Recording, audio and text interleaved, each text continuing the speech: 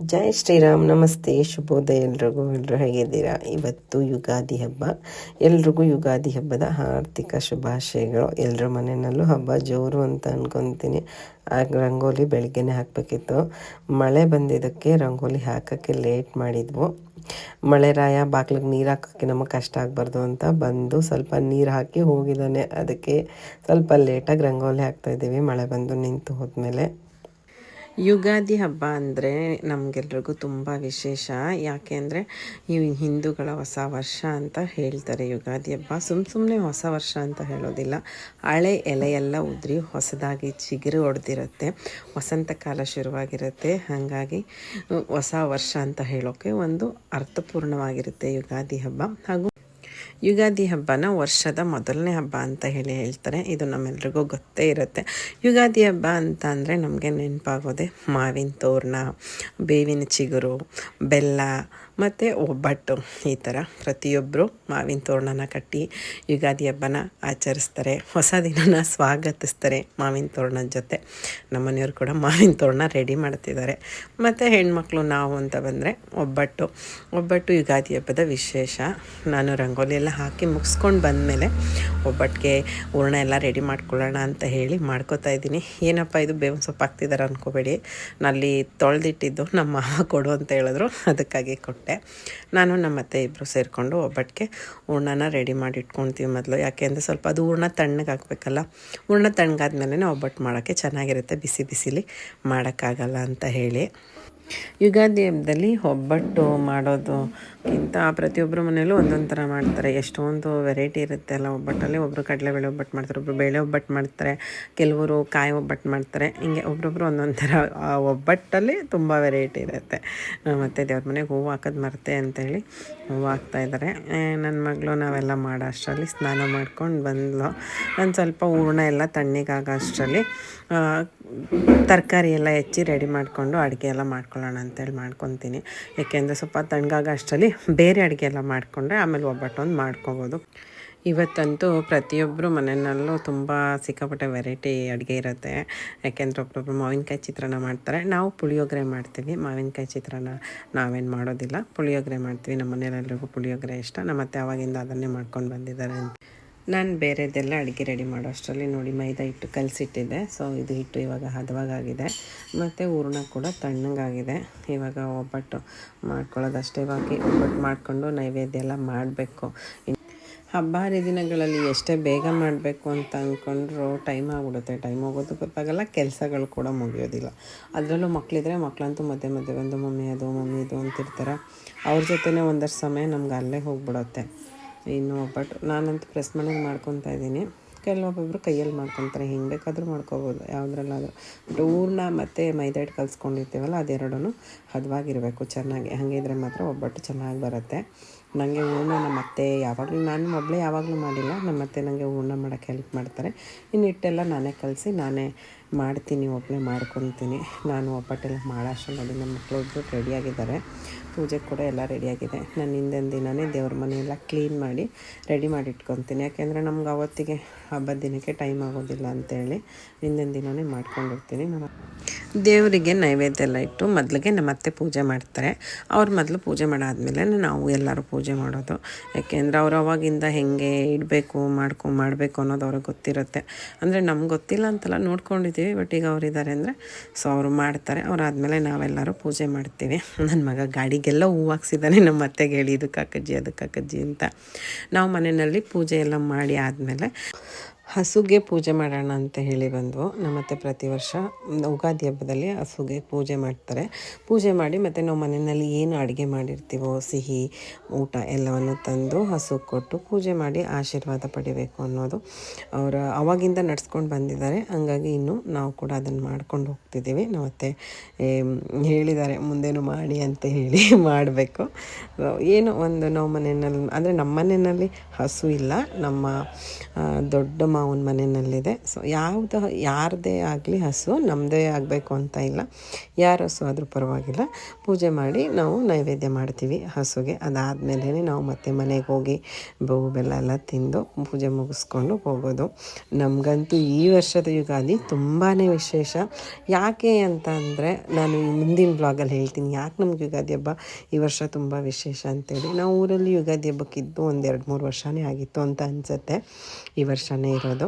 ನಾವು ಪೂಜೆ ಎಲ್ಲ ಮುಗಿಸ್ಕೊಂಡು ಬಂದಮೇಲೆ ಮಕ್ಕಳಿಗೆ ಬೇವು ಬೆಲ್ಲನ ಕೊಟ್ಟೆ. ಆ್ಯಕ್ಚುಲಿ ನಮ್ಮ ಮನೆಯಲ್ಲಿ ಅಂತಲ್ಲ, ಯಾರ ಮಕ್ಕಳಾದರೂ ಅಷ್ಟೇ ಬೇವು ಬೆಲ್ಲ ತಿನ್ನೋಕ್ಕೆ ಸ್ವಲ್ಪ ಇರ್ಸು ಮುರ್ಸು ಮಾಡ್ತವೆ. ನಾವು ಬೇವು ಬೆಲ್ಲಕ್ಕೆ ಕಡಲೆ ಮತ್ತು ಬೇವಿನ ಚಿಗುರು ಮತ್ತು ಬೆಲ್ಲ ಇಷ್ಟನ್ನು ಹಾಕಿ ಸ್ವಲ್ಪ ಪುಡಿ ಮಾಡ್ತೀವಿ. ಈ ಥರ ಮಾಡೋದ್ರಿಂದ ಅದು ಬೇವಿನ ಕೈ ಗೊತ್ತಾಗೋಲ್ಲ, ಮಕ್ಕಳು ಕೂಡ ತಿಂತಾರೆ. ಇಲ್ಲಾಂದರೆ ಮಕ್ಕಳಿಗೆ ಬೇವು ತಿನ್ನಿಸೋದು ಸ್ವಲ್ಪ ಕಷ್ಟ ಆಗಿಬಿಡುತ್ತೆ, ಬರೀ ಬೆಲ್ಲ ಕೇಳ್ತಿರ್ತಾರೆ. ಯುಗಾದಿ ಹಬ್ಬ ಅಂದರೆ ಬೇವು ಬೆಲ್ಲ ಎರಡನ್ನೂ ತಿನ್ನಬೇಕು. ಬೇವು ಬೆಲ್ಲ ಸಿಹಿ ಕೈ ಎರಡು ಸಮನಾಗಿರಲಿ ಅನ್ನೋದರ ವಿಶೇಷತೆಯೇ ಬೇವು ಬೆಲ್ಲ ತಿನ್ನೋದು. ಬರೀ ಮಕ್ಕಳು ಸಿಹಿ ಕೇಳಿದ್ರೆ ಚೆನ್ನಾಗಿರೋಲ್ಲ ಅಂಥೇಳಿ ನಾವು ಬೇವು ಬೆಲ್ಲ ಎಲ್ಲ ತಿಂದು ಊಟ ಎಲ್ಲ ಮುಗಿಸಾದ್ಮೇಲೆ ನಾನು ಆವಾಗಲೇ ಸ್ವಲ್ಪ ಒಬ್ಬಟ್ಟು ಮಾಡ್ಕೊಂಡಿದ್ದೆ. ಇನ್ನೊಂದಷ್ಟು ಉಳಿದಿತ್ತು, ಪೂಜೆಗೆ ಲೇಟ್ ಆಗಿಬಿಡುತ್ತೆ, ಮೊದಲು ಪೂಜೆ ಮುಗಿಸ್ಕೊಂಬಿಡೋಣ ಆಮೇಲೆ ಉಳ್ದಿದ್ದು ಮಾಡ್ಕೊಂಡ್ರಾಯ್ತು ಅಂತ. ನನ್ನ ಮಗಳು ನಾನು ಒಬ್ಬಳೇ ಮಾಡ್ತಾಯಿದ್ದೀನಿ ಅಂತ ಉಂಡೆ ಮಾಡಿಕೊಡ್ತೀನಿ ಮಮ್ಮಿ ಅಂತ ಬಂದಳು. ನೋಡಿ, ಹೆಣ್ಮಕ್ಳಿದ್ರೆ ಚಿಕ್ಕವರಿರಲಿ ದೊಡ್ಡವರಿರಲಿ ಆದಷ್ಟು ಹೆಲ್ಪ್ ಮಾಡ್ತಾರೆ. ಹೆಣ್ಮಕ್ಳಿದ್ರೆ ತುಂಬಾ ಸಹಾಯ ಆಗುತ್ತೆ. ಗಂಡ್ಮಕ್ಳು ಮಾಡೋದಿಲ್ಲ ಅಂತಲ್ಲ, ಕೆಲವೊಬ್ಬೊಬ್ಬರು ಮನೇಲಿ ಗಂಡ್ಮಕ್ಳು ಕೂಡ ಮಾಡ್ತಾರೆ. ನಮ್ಮ ಮನೇಲಂತೂ ಮಾಡೋದಿಲ್ಲ. ಅಂದರೆ ನನ್ನ ಮಗ ಇನ್ನೂ ಚಿಕ್ಕವನು. ನಾನು ಒಬ್ಬಟ್ಟೆಲ್ಲ ಮಾಡಿಟ್ಟು ಅಡುಗೆ ಕೆಲಸ ಮನೆ ಕೆಲಸ ಎಲ್ಲ ಮುಗಿಸಿ ಕಿಚನ್ನೆಲ್ಲ ಕ್ಲೀನ್ ಮಾಡಿ ಮೇಲ್ಗಡೆ ಸ್ವಲ್ಪ ಲಡ್ಡು ನಡ್ಸೋಣ ಅಂತ ಬಂದೆ. ಹಬ್ಬಕ್ಕೆ ನೋಡಿ ಹೊಸ ಬಟ್ಟೆ ಹಾಕೊಂಡು ಹೆಂಗೆ ರೆಡಿ ಆಗಿದ್ರು. ಹೆಣ್ಮಕ್ಳಂತೂ ಹಬ್ಬ ಅಂತ ಬಂದರೆ ಅವ್ರಿಗೆ ರೆಡಿ ಆಗೋದೇ ಒಂದು ಸಂಭ್ರಮ. ಯುಗಾದಿ ಹಬ್ಬ ಮಾಡ್ತಾವಳೆ ರೆಡಿಯಾಗಿ ಆಯಿತು, ಊಟ ಆಯಿತು, ಎಲ್ಲ ಆಯಿತು, ತಲೆ ಮಾತ್ರ ಮಾಡ್ತೀನಿ. ನಿನ್ನ ಫ್ರೆಂಡ್ ಹತ್ರ ಬಾ. ಯಾರು ನಿನ್ನ ಫ್ರೆಂಡು? ನನ್ನ ಮಗನೂ ಸೌರ್ಯನು ಫ್ರೆಂಡ್. ಈಗ ಭಾಳ ಕುಚುಕು ದೋಸ್ತ ಆಗ್ಬಿಟ್ಟವ್ರೆ ನಾವು ಬಂದಾಗಿಂದ ಅಲ್ವಾ? ಅಲ್ವಾ? ಏನ್ ಸೌರ್ಯ ಸೀರಿಯಸ್ ಆಗಿದೆ? ಹ್ಯಾಪಿ ಯುಗಾದಿನಾರು ಹೇಳು. ಯಾರು ಹೇಳ್ತೀರಾ? ಹೇಳು. ಹ್ಯಾಪಿ ಯುಗಾದಿ. ನೀ ಹೇಳು ಶೌರ್ಯ. ಹ್ಯಾಪಿ ಯುಗಾದಿ. ಜೋರಾಗಿ ಹೇಳ. ಕನ್ನಡಕ ಹಾಕೊಳ್ಳೋದ್ರಲ್ಲೂ ಬಿಸಿ ಅದು. ಮಕ್ಕಳ ಜೊತೆ ಆಟ ಆಡ್ತಾ ಟೈಮ್ ಹೋಗಿದ್ದೆ ಗೊತ್ತಾಗಿಲ್ಲ. ಆ್ಯಕ್ಚುಲಿ ಇವತ್ತು ಯಾವ ಮಕ್ಕಳನ್ನ ನೋಡಿದ್ರು ಹೊಸ ಬಟ್ಟೆ ಹಾಕ್ಕೊಂಡು ಮಿಂಚ್ತಾ ಇರ್ತಾರೆ. ನಾವು ಚಿಕ್ಕವರಿದ್ದಾಗಲೂ ಹಾಗೇನೆ ಹೊಸ ಡ್ರೆಸ್ ಹಾಕ್ಕೊಂಡು ಊರಲ್ಲೆಲ್ಲ ಬಳಸ್ತಾ ಇದ್ವು. ಅವ್ರ ಮನೆಗೆ ಹೋಗಿ ತೋರಿಸೋದು, ಇವ್ರ ಮನೆಗೆ ಹೋಗಿ ತೋರಿಸೋದು, ಆ ಥರ. ಈಗೆಲ್ಲ ಆ ಥರ ಇಲ್ಲ ಬಿಡಿ. ಈಗಿನ ಮಕ್ಕಳು ಯಾರ ಮನೆ ಹತ್ರ ಹೋಗಲ್ಲ ಬರೋಲ್ಲ, ಅವರಾಯಿತು ಅವ್ರ ಮನೆ ಆಯಿತು. ನಾನು ಆ್ಯಕ್ಚುಲಿ ಹೊಸ ಡ್ರೆಸ್ ತೊಗೊಂಡಿದ್ದು ಆವಾಗಲೇ ಹಾಕೊಳ್ಳೋಣ ಅಂತ, ಪೂಜೆ ಟೈಮ್ಗೆ ಹಾಕೊಳ್ಳೋಣ ಅಂದರೆ ಹಾಕೊಳ್ಳೋಕ್ಕಾಗಲಿ, ಇವಾಗ ಊರಿಗೆ ಹೋಗೋಕ್ಕೆ ಅಂತ ಹೇಳಿ ಹೊಸ ಡ್ರೆಸ್ ಹಾಕ್ಕೊಂಡಿದ್ದಾಯಿತು. ಮಕ್ಕಳಿಗೆಲ್ಲ ಬಾಯ್ ಮಾಡಿ ಹೊರಟಿದ್ದಾಯಿತು. ಇವತ್ತು ಎಲ್ಲ ಕಡೆ ದೇವರ ಮೆರವಣಿಗೆ ನಡೆಯುತ್ತೆ, ಎಲ್ಲ ಊರಲ್ಲೂ. ನಮ್ಮ ಅಕ್ಕಪಕ್ಕದ ಊರಲ್ಲಿ, ನಮ್ಮೂರಲ್ಲೂ ಕೂಡ ದೇವ್ರ ಮೆರವಣಿಗೆ ಆಗುತ್ತೆ. ಇವತ್ತು ರೋಡಲ್ಲಿ ಹೋಗ್ತಾಯಿದ್ರೆ ಅಲ್ಲಲ್ಲೇ ದೇವ್ರ ಮೆರವಣಿಗೆ ಇರೋದಕ್ಕೆ ನಮಗೆ ಜಾಗನೇ ಬಿಡೋಲ್ಲ, ಅಲ್ಲಲ್ಲೇ ಗಾಡಿನ ನಿಲ್ಲಿಸ್ಕೊಂಡು ಹೋಗಬೇಕಾಗ್ತದೆ. ಯಾಕೆಂದರೆ ಅವರು ಅಲ್ಲಲ್ಲೇ ಪೂಜೆ ಮಾಡಿಸ್ತಾ ಇರ್ತಾರಲ್ಲ ಮನೆಗಳಲ್ಲಿ. ಹಾಗಾಗಿ ನಾವು ಮನೆಗೆ ಬಂದು ಸೇರೋಷ್ಟರಲ್ಲಿ ಸುಮಾರು ಹೊತ್ತಾಯಿತು. ದಾರಿನಲ್ಲೆಲ್ಲ ಅಲ್ಲಲ್ಲೇ ನಿಂತು ನಾವು ಬರೋದೇ ವೆಯ್ಟ್ ಮಾಡ್ತವ್ರೆ. ನನ್ನ ತಂಗಿ ಮಕ್ಕಳೆಲ್ಲರೂ ಅವ್ರು ಮೊದಲೇ ಬಂದಿದ್ರು. ಅವಾಗಿಂದ ಫೋನ್ ಮಾಡಿ ಯಾವಾಗ ಬರ್ತೀರಾ ಅಂತ ಇಲ್ಲ. ನಾವು ಮನೆಗೆ ಬಂದಮೇಲೆ ನಮ್ಮೂರಲ್ಲಿ ಕೂಡ ದೇವ್ರ ಮೆರವಣಿಗೆಗೆ ಬಂತು. ಮನೆ ಹತ್ರ ನಿಲ್ಲಿಸ್ತಾರೆ. ಮೆರವಣಿಗೆ ಅಂದರೆ ನಮ್ಮೂರಲ್ಲಿ ಅದು ಹೆಗ್ಲ ಮೇಲೆ ಹೊತ್ಕೊಂಡೇ ಮಾಡೋದು ಎಲ್ಲರೂ. ಮಕ್ಕಳಂತೂ ಟಮಟೆ ಸೌಂಡ್ಗೆ ಎಲ್ಲರೂ ಹೋಗ್ಬಿಟ್ಟು ಕುಣಿತಾಯಿದ್ರು. ಆ್ಯಕ್ಚುಲಿ ಈ ಥರ ಎಲ್ಲ ಕೇಳಿದ್ರೆ ಮಕ್ಳಿಗೆ ಖುಷಿ ಆಗುತ್ತಲ್ವ. ಮನೆ ಮುಂದೆ ಎಲ್ಲರೂ ಅವ್ರವ್ರ ಮನೆಯಿಂದ ಹಣ್ಣು ಕಾಯಿ ತಂದು ಪೂಜೆ ಮಾಡಿಸ್ತಾರೆ. ದೇವರಿಗೆಲ್ಲ ಪೂಜೆ ಮಾಡಿಸಿ ಆದಮೇಲೆ ಮತ್ತು ಹಸುಗಳಿಗೆ ಪೂಜೆ ಮಾಡೋಣ ಅಂಥೇಳಿ ಹಿಂದೆ ಬಂದವು. ಹಸುಗಳಿಗೆ ಇವತ್ತು ಏನಪ್ಪ ಬೆಳಗ್ಗೆನೂ ಆವಾಗಲೇ ಅದನ್ನೇ ತೋರಿಸಿದ್ರು, ಮತ್ತೆ ಅದನ್ನೇ ತೋರಿಸ್ತಿದ್ದಾರೆ ಅನ್ಕೋಬೇಡಿ. ಹೊನ್ನಾರು ಅಂತ ಹೇಳಿ ನಮ್ಮ ಕಡೆ ಕಟ್ತಾರೆ. ಅಂದರೆ ಹಾರು ಕಟ್ಟೋದು, ಭೂಮಿ ಉಳೋದು ಅಂತೇಳಿ. ಮೊದಲೆಲ್ಲ ಏನು ಮಾಡ್ತಾಯಿದ್ರು ಅಂದರೆ ಯುಗಾದಿ ಹಬ್ಬ ಆದಮೇಲೆ ಮಳೆ ಬರುತ್ತೆ, ಅದಾದಮೇಲೆ ಭೂಮಿನ ಉಳುಮೆ ಮಾಡ್ತಾಯಿದ್ರು. ಅದಕ್ಕೋಸ್ಕರ ಯುಗಾದಿ ಹಬ್ಬದ ದಿನ ಫಸ್ಟಿಗೆ ಹಸುಗೆಲ್ಲ ಪೂಜೆ ಮಾಡಿ ಮನೆಯಲ್ಲಿ ಏನು ಸಿಹಿ ತಿಂಡಿ ಅಡುಗೆ ಮಾಡಿರ್ತೀವಲ್ಲ ಅದನ್ನು ಕೊಟ್ಟು ಮೊದಲನೇ ದಿನ ಆರನ್ನ ಕಟ್ಟಿ ಭೂಮಿನ ಉಳ್ತಾಯಿದ್ರು. ಅದಾದಮೇಲೆ ಮತ್ತೆ ಏನೇ ಹೊಲ ಗದ್ದೆ ಉಳೋದು ಏನು ಕೆಲಸ ಇದ್ದಿದ್ರು ಮಾಡ್ತಾಯಿದ್ದು. ಇವಾಗೆಲ್ಲ ಸ್ವಲ್ಪ ಚೇಂಜ್ ಆಗಿದೆ. ಈಗೆಲ್ಲ ಟ್ರ್ಯಾಕ್ಟ್ರು ಬಂದು ಯಾವ್ಯಾವುದೋ ಟೈಮ್ಗೆ ಉಳ್ತಾರೆ. ಅಂದರೆ ಯುಗಾದಿ ಹಬ್ಬ ಆಗೋವರೆಗೂ ಏನು ಕಾಯಲ್ಲ, ಅದಕ್ಕಿಂತ ಮೊದಲೇ ಭೂಮಿನ ಉಳ್ತಾರೆ. ಇದು ತುಂಬ ವರ್ಷಗಳಿಂದ ನಡ್ಕೊಂಡು ಬಂದಿದೆ. ಅದನ್ನು ಇವಾಗಲೂ ನಡ್ಸ್ಕೊಂಡು ಹೋಗ್ತಿದ್ದಾರೆ. ಒಂದು ಪದ್ಧತಿ ಥರ ಸ್ವಲ್ಪ ಅವತ್ತಿಗೆ ಹಸು ಎಲ್ಲ ಪೂಜೆ ಮಾಡಿ ಆರು ಕಟ್ಟಿ ಕಟ್ಟಿ ಉಳ್ತಾರೆ, ಒಂದೆರಡು ರೌಂಡ್ ಆದರೂ. ಅದು ಅಷ್ಟೇ, ಅದು ಬಿಟ್ಟರೆ ಇನ್ನೆಲ್ಲ ಈಗಂತೂ ಟ್ರ್ಯಾಕ್ಟ್ರು ಅದರಲ್ಲಿ ಇದರಲ್ಲೇ ಉಳಿಸೋದು. ಇದನ್ನು ನಮ್ಮ ಮನೆಯಲ್ಲಿ ಅಂತ ಅಷ್ಟೇ ಅಲ್ಲ, ಇಡೀ ಊರಲ್ಲಿ ಎಲ್ಲರೂ ಹಾಗೆ ಮಾಡ್ತಾರೆ.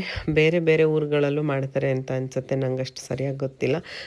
ನಾವು ಚಿಕ್ಕವರಿದ್ದಾಗ ನಮ್ಮಪ್ಪ ಎಲ್ಲರೂ ಆರು ಕಟ್ಕೊಂಡು ಹೋದರೆ ಈ ಥರ ಹಬ್ಬದ ದಿನ ನಾವು ಬರ್ತೀವಿ, ನಾವು ಗದ್ದೆ ಒಳಗೆ ಬರ್ತೀವಿ ಅಂತೇಳಿ ಓಡೋಗ್ತಾಯಿದ್ವು. ಇತ್ತೀಚೆಗೆ ನಮ್ಮ ಮಕ್ಕಳು ಹಂಗೇ, ನಾವೆಲ್ಲ ಹೋಗಲ್ಲ ಆದರೆ ಮಕ್ಕಳು ಹೋಗ್ತಿದ್ದಾರೆ. ಇದೆಲ್ಲ ಒಂಥರ ನೋಡೋಕ್ಕೆ ಖುಷಿ ಅಂತ ಅನಿಸುತ್ತೆ. ಯಾಕೆ ಅಂದರೆ ನಮಗೆ ಸಿಟಿಲಿರೋರಿಗೆ ಇದೆಲ್ಲ ಸಿಗೋದಿಲ್ಲ. ಹಬ್ಬದ ದಿನ ಏನು ಮನೆ ಕೆಲಸ ಆಯಿತು, ಅಡುಗೆ ಆಯಿತು, ಊಟ ಆಯಿತು, ತಿಂಡಿ ಆಯಿತು, ಇಷ್ಟರಲ್ಲೇ ಇರ್ತೀವಿ.